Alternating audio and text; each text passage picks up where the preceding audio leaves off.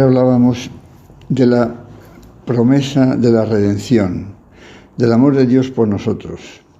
Vamos hoy a ver cómo esa profecía va a estar viva a lo largo de los siglos y cómo se va a cumplir en nuestra Madre, la Virgen Santa María, escogida por Dios para ser la Madre del Redentor. A lo largo de los siglos, dice el Catecismo, por los profetas, Dios forma a su pueblo en la esperanza de la salvación, en la esperanza de una alianza nueva y eterna destinada a todos los hombres y que va a ser grabada en los corazones. Todo esto es acudiendo a lugares concretos de la Sagrada Escritura que aquí, lógicamente, ahora no podemos citar para no alargarnos. Los profetas anuncian una redención radical del pueblo de Dios, la purificación de todas sus infidelidades, una salvación que va a incluir a todas las naciones. Van a ser los pobres, los humildes del Señor, los que mantendrán esta esperanza. Las mujeres santas, como Sara, Rebeca, Raquel, Miriam, Débora, Ana, Judith, Esther, conservaron viva la esperanza de la salvación de Israel. Y de ellas, la figura más pura es nuestra Madre Santa María. En el reinado de David se cumple en parte la esperanza de la definitiva salvación por Dios. David vence a los filisteos, conquista Jerusalén, la convierte en una ciudad santa, construye en ella un templo. Allí se traslada el Arca de la Alianza. Dios es el verdadero rey y David su siervo, como cantan numerosos salmos. En su reinado se enciende la esperanza del definitivo reinado de Dios y de la salvación fundada por Él.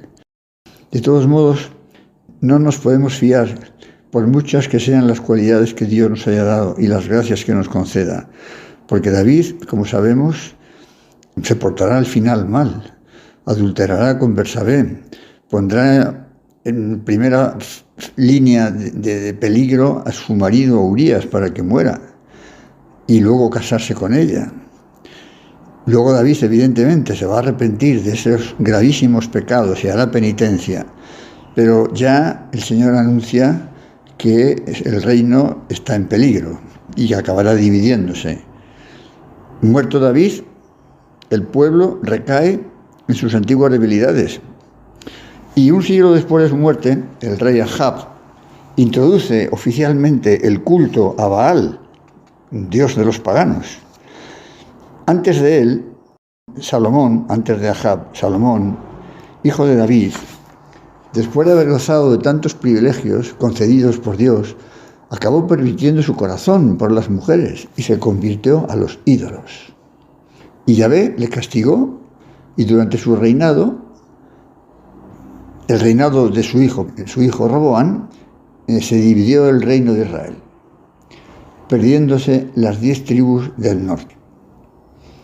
El profeta Elías levantará la voz contra la apostasía del pueblo y anuncia el castigo de Dios privando a la tierra de lluvia. Elías va a cumplir un papel muy importante en la continuación de la obra iniciada por Moisés. Ambos son como el comienzo y el fin de la alianza. Ambos estarán con Jesús en el monte Tabor durante la transfiguración, como precursores de la obra salvífica que Él viene a traer al mundo. Los profetas dejan constancia de 2 rasgos muy claros. Por una parte, Dios permite que los pueblos paganos amenacen cada vez con más crueldad al pueblo de la alianza, como castigo de esas infidelidades. Pero a la vez, la última palabra de Dios a su pueblo no es de amenaza, sino de promesa. Dios promete la salvación. Él mismo vendrá a su pueblo como Salvador, siendo Isaías el que más claramente describe la salvación futura. Isaías, en el siglo VIII antes de Jesucristo, es enviado por Yahvé a Ahaz, del que antes hablábamos, rey de Judá, para prometerle su protección. Le dice Isaías: pídele al Señor tu Dios un signo en el fondo del Seol o en lo alto del cielo. Pero Ahab dijo: no lo pediré y no tentaré al Señor. Pero hay que tener presente que Ahab no es sincero, pues no es no tentar al Señor lo que le mueve, sino que no confía en Él, que prefiere acudir al rey de Siria para buscar la protección. Y como la rechaza, Isaías le recriminará su falta de fe.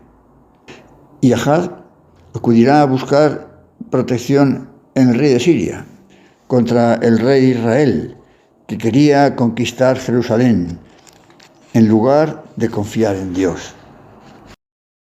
Pero el profeta Isaías dirá: he aquí una virgen concebirá y dará a luz un hijo, y le pondrás por nombre Emmanuel.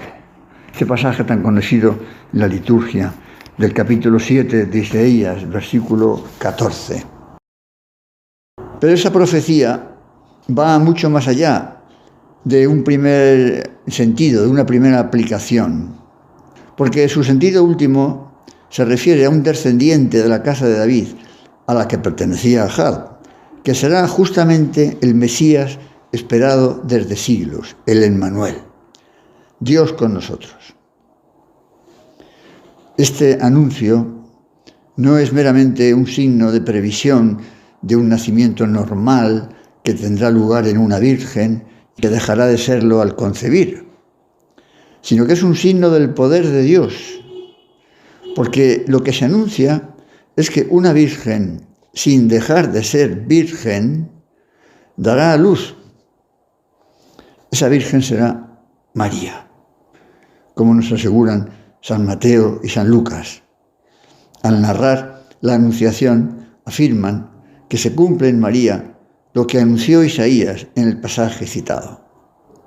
Es significativo tener en cuenta que el término hebreo que traducimos por virgen se emplea en la Biblia solo para aplicarlo a personas que han sido siempre vírgenes. Bien, pues considerábamos en la primera meditación el amor redentor de Dios. Podemos ahora subrayar cómo Él cumple siempre sus promesas a pesar de nuestras infidelidades. Y debemos preguntarnos, como aplicación de este segundo día de consideraciones sobre el Adviento: ¿tengo yo una confianza absoluta en la palabra de Dios, en sus promesas de protección y de salvación? Más concretamente, ¿tengo fe en la palabra de Dios hecha carne, que es su Hijo Jesucristo?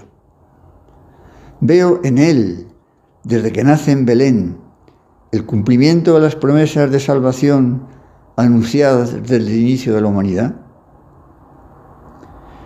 Esa muestra de la cercanía de Dios con los hombres, de su amor por cada uno de nosotros, que le lleva a entregarnos a su Hijo, me lleva a confiar plenamente en que no estoy solo, a saber que por muchas que sean las dificultades por las que haya de pasar para vivir mi vida cristiana, cuento con la seguridad de que Dios está conmigo y jamás me dejará, pase lo que pase, si yo no me aparto de Él. Señor, ayúdame a descubrirte en la indigencia y en el anonadamiento de Belén, a confiar en ti, a servirte, a amarte. Que así sea.